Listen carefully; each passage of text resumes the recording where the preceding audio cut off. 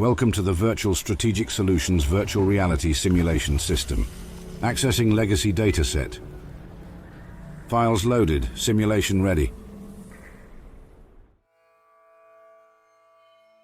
The result of medical experiments performed at Big MT, most lobotomites were previous residents of the research facility, or wanderers of the Mojave wasteland that have been collected by the robotic drones and brought to Big MT's medical facility.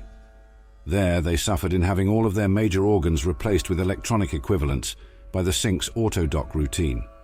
This routine was designed to keep all inhabitants of the Big MT inside, and therefore secret, as only a brain inside a functioning human body can bypass the radar fence. The advanced Tesla coils that replaced the brains of the lobotomites were meant to allow individuals thusly transformed to cognitively function with relative normalcy, operating their augmented bodies remotely. However, a problem with the autodoc's programming meant that every captive processed instead had their brains lobotomized or completely destroyed, rendering them mindlessly aggressive shells of what they once were. Generations of lobotomites were maimed and permanently rendered as feral hostiles this way before the courier arrived in 2281, and upon scanning their bullet-scarred brain for the extraction, the autodoc was forced to correct its own programming to account for it, resulting in the first truly successful brain extraction in over 200 years. Lobotomites' bodies, or skinvelopes, have been automated and are used for cleaning duties around Big MT. They seem to have a proclivity for collecting random objects, as evidenced by the state of their base in the cuckoo's nest. They are actively hostile to living things, but function well enough to be able to fight alongside other lobotomites. Although they wear almost no armor, the modifications made to their bodies make them significantly tougher and more resistant to damage than the average human. Unable to talk normally, they mainly grunt, but some can at times be heard saying "die," "stop you," and "never." Dr. Dahler calls them skinvelopes. Her observations report that 43% of the time when two lobotomites are left together, they will either fight for dominance or inject bodily fluids into each other's orifices. The think tank makes use of lobotomites for their various experiments. They can be found inside many labs, and the courier can splice them with dogs and robots in the X8 Research Center. However, the courier has very little to no control over the results of their splicing. Typically, lobotomites wear a torn patient hood with a respirator, headphones and a pair of high-tech goggles with straps to attach them all. They can be found all across Big MT, mostly around buildings and areas marked on the map. Lobotomites wear lobotomite jumpsuits or patient gowns, which offer very little protection against damage. This apparel has a low damage threshold, but the medium to high health of the lobotomites somewhat counterbalances this. Lobotomites are armed with either a firearm or melee weapon. They carry more powerful weapons at higher player levels and can pose a credible threat even to very high-level players, since at very high levels they often carry hunting revolvers or brush guns.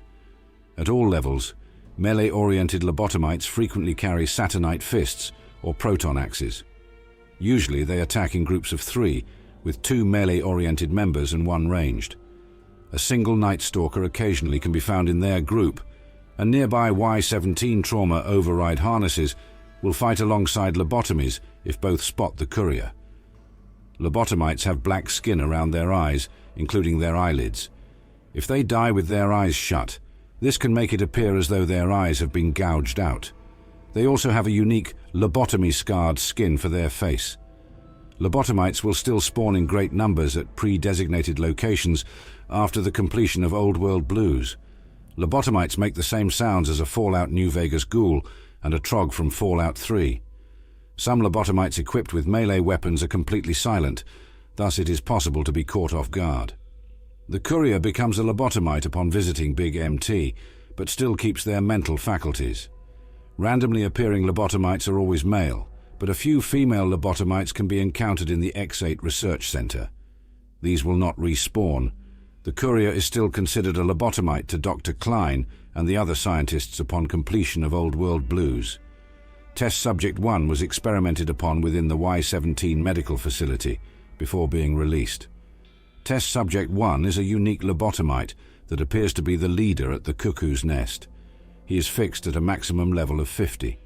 As a result, He is relatively strong compared to the other lobotomites when the courier is at low levels, but is identical to other lobotomites once the courier has reached higher levels.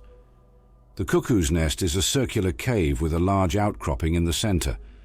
The cave appears to be a lobotomite den and is littered with corpses, junk, piles of flesh, makeshift shelters, beds, and what appears to be a shrine to the toaster. There are several hostile lobotomites within the cave, including the unique lobotomite test subject 1. Below the slope that leads to the cave opening are 5 graves which can be opened with a shovel. Just below them to the right at the bottom of the slope, there is a shiny locker with an old world flag on its right side in blue, painted by Ulysses. Simulation completed. Please exit the pod or have a technician select another file.